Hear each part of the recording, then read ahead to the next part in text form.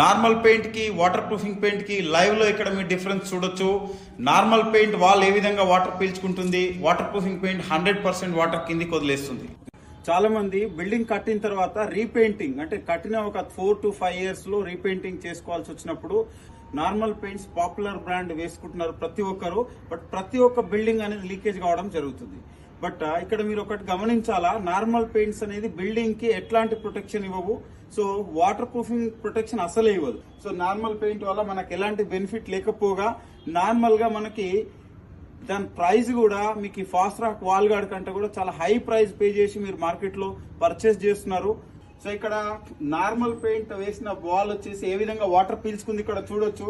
మనం దీనికి half of the area కింది భాగం వచ్చేసి మనము వాటర్ ప్రూఫ్ కోటింగ్ అనేది వేయడం జరిగింది విత్ సిమిలర్ కలర్. అంటే బిల్డింగ్ కి కావాల్సిన మనం చూస్ చేసుకున్న కలర్స్ లో వాటర్ ప్రూఫింగ్ అనేది వేసుకోవచ్చు. సో నార్మల్ పెయింట్స్ అనేది నార్మల్ గా